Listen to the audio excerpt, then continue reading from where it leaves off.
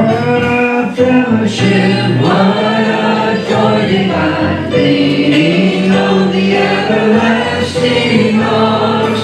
What a blessedness, what a peace is mine, leaning on the everlasting arms. Leaning, safe and secure from all alarms. Leaning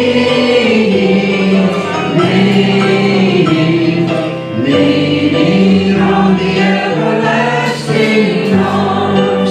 Oh, how sweet to walk in this pilgrim way, leaning on the everlasting arms.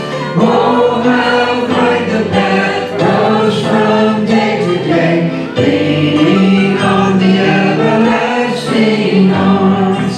Leaning, safe and secure from all alarms. Leaning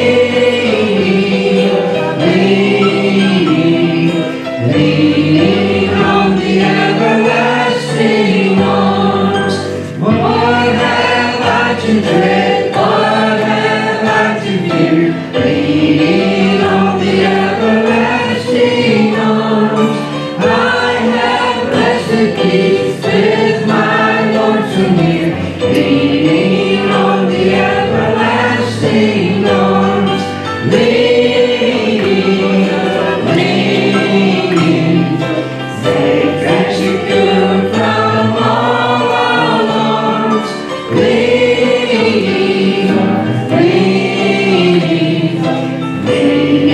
on the everlasting arms.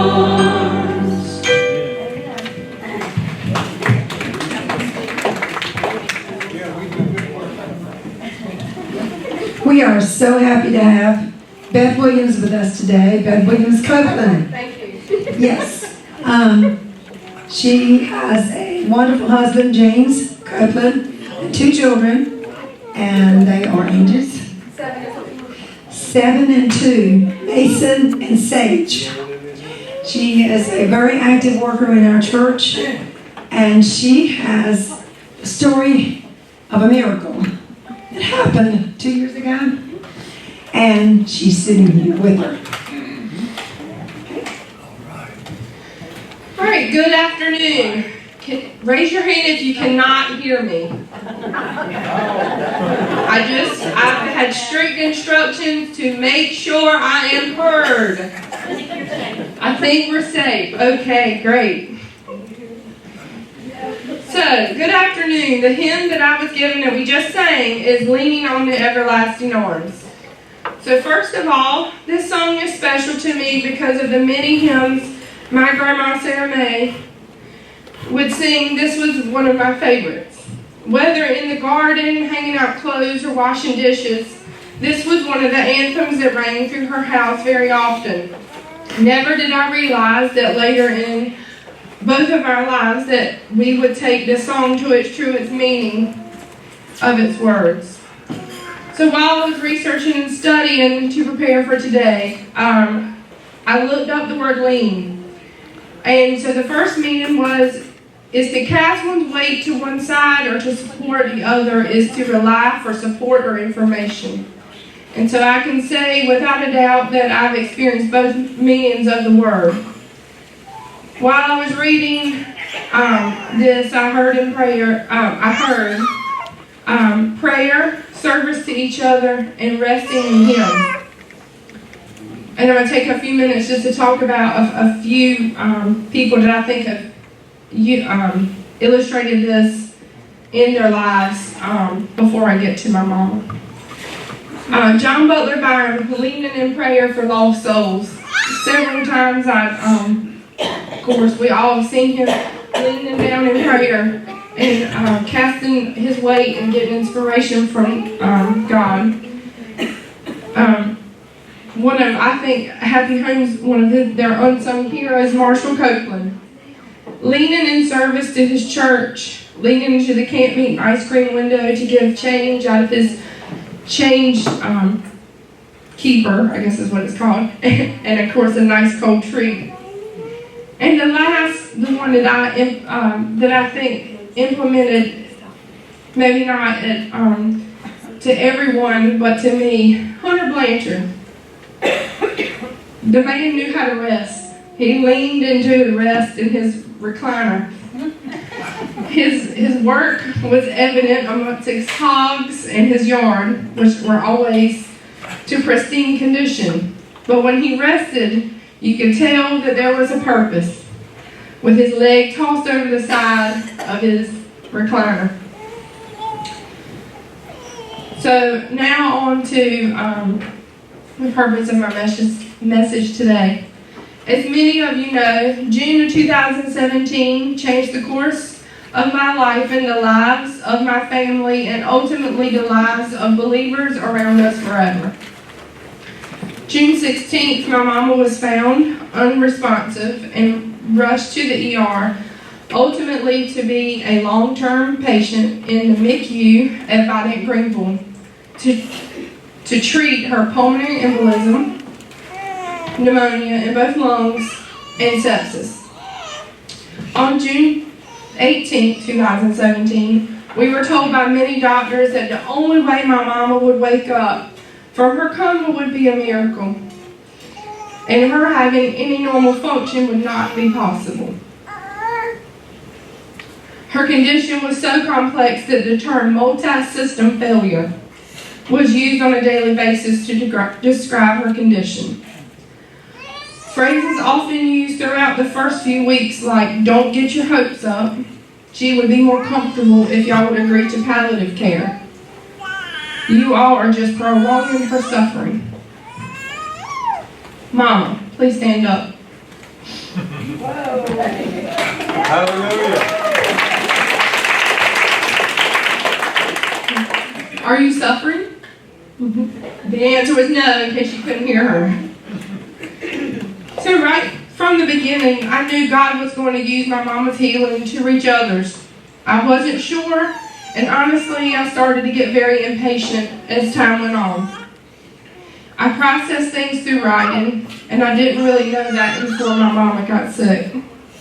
At first, my blogs that I started writing when she got sick was used as a quick way to keep people informed so they would know how to pray with correct information and to document life while she was asleep. But it quickly turned into a way for me to process her status and help me make plans to move forward. This was my first post that I wrote on June 19th, 2017. This is one of those things you'll never think you might have to do at 32 years old, writing a blog to document life while your mama waits to live hers at 55. As I sit here and think about how my life has changed this weekend, I'm conscious of the fact that my mama is not conscious.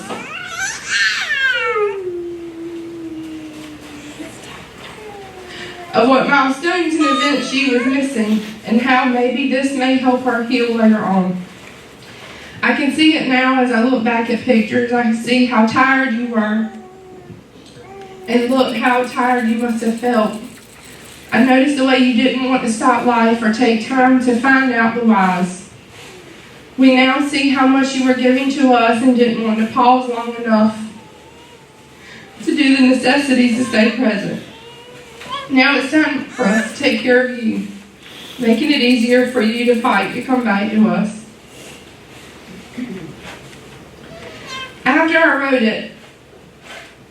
After that, I wrote, if not daily, several times a week, giving updates and progress reports. Before long, I realized something.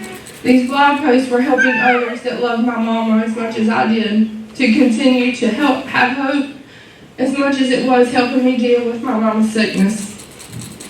That brought a new conviction on my heart that I wasn't expecting.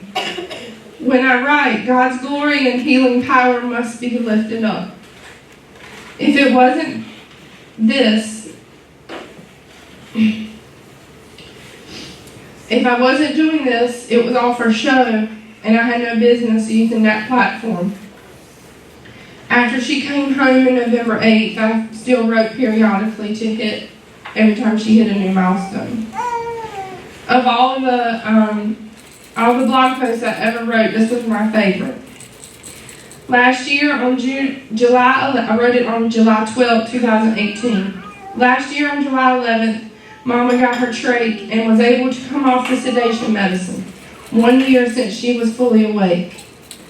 We set out today on a journey to Physicians East for 2 appointments. Mama was seeing a new pulmonologist that she had not seen before. Because of her pneumonia in February, she was due for a good checkup and blood work.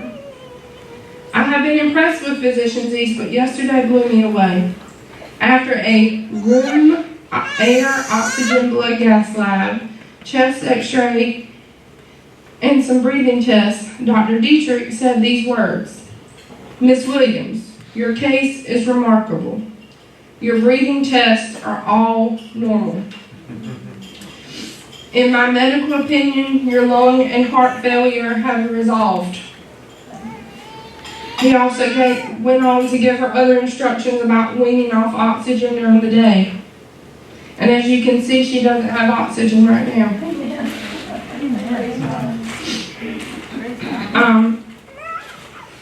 So there are 2 parts, getting back to the song, there are 2 parts to the song that ring true to my faith. The first is the chorus of the words, "safe and secure from all alarms." When an alarm sounds, its purpose is for you to give attention to it. Maybe it's a fire alarm, or your ever so annoying alarm clock. When an alarm is sounding, it has to be attended to in order for it to silence. That was one thing that was ever present in my mama's room. Alarms. They went off constantly for IV drips. Her heart rate was too high. Her oxygen levels were too low. And also, if she was crashing, which was constantly in the first week, we heard alarms then. Mama asked me several months ago, how many times did she crash? And that was a question I'd never contemplated before because it seemed like several times a day. What God has taught me through that part of the song is not that alarms will not sound. Indeed, they may sound all night long, several times a minute, most of the time when you don't want them, and in the most inconvenient time. But when they do, and when you lean into His steadfast arms, you are safe. He has already attended to that alarm. Maybe it's a sick family member. Maybe it's a child that has not found their way back to you. Or maybe your own health has you trying to put out alarms every time they sound. Honestly, in the past 2 years, I've had several alarms sounding all at once. They all have different sounds, they all have different volumes, but alarm the same they do. Sometimes it's in unison, and sometimes they're not even loud enough to hear. He has already gone before us and cut those alarms off and prepared the way for us to walk through peace through those alarming situations. And we were never created to take on the worry and the load of all those alarms. That's not what God's purpose is for our walk. The third verse also brings me great comfort. What have I to dread? What have I to fear? Leaning on the everlasting arms. I have blessed peace with my Lord so near, leaning on the everlasting arms. This next part is very hard for me to admit. The one thing that I truly feared is that she would die.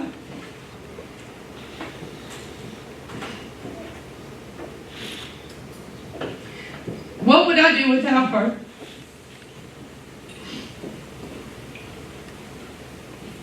How would I raise my kids without her advice? None of it was fair. I remember trying to rock Sage to sleep after getting home from Greenville one day, praying as I rocked. Mason came in and asked me when he could see her.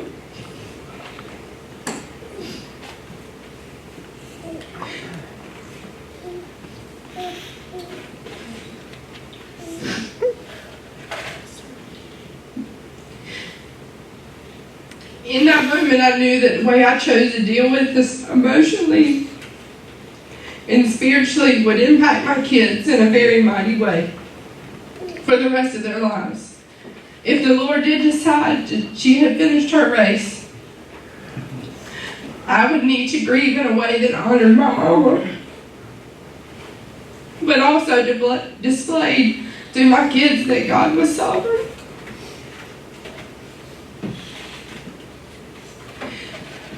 When deep down I just wanted him to know how mad I was. The last thing I wanted was for my kids to have that image of God, because if he had taken her. Like the words in verse 3, God gave me peace that passed all understanding.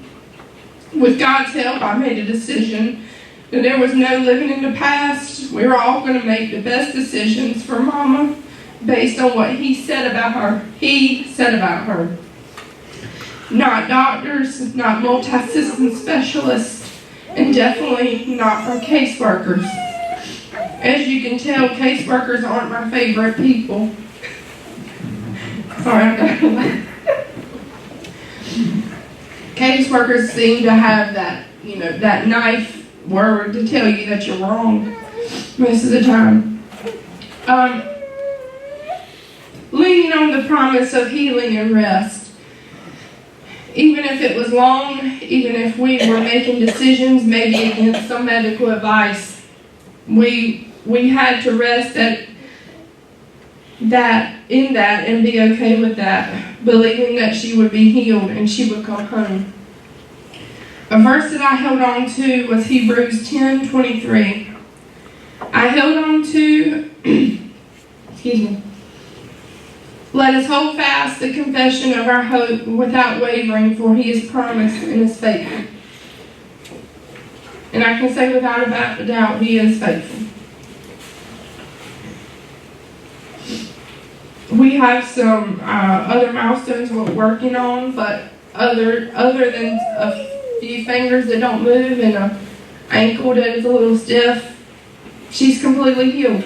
Amen. Thank you, Lord. And today is the day that I've been waiting for, that I could proclaim that in an open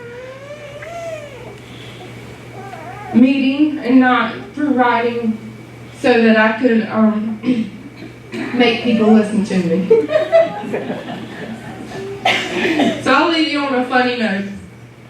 Mama had some visitors a couple months ago. You know those visitors that want to come tell you how to get to heaven through your works and stuff. They come sit on your couch and tell you what to do. Those Jehovah's Witnesses. So they came down. They came and sat on her couch and mentioned healing. And my mama said, I'm going to stop you right there. I know about healing because I have been healed. I was about dead and God healed me, is what she told them. Taken back from her boldness, they quickly asked if they could come back later and left. She said, of course you can come back and talk about healing. And she's still waiting for their next visit.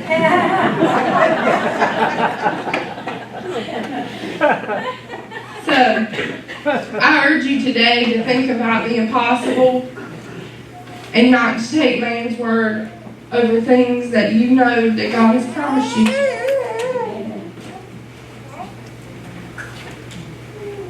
And when things get low and when those alarms sound and they get loud, just remember, not the one that sounding the loudest isn't the most important. I had to learn that really quickly.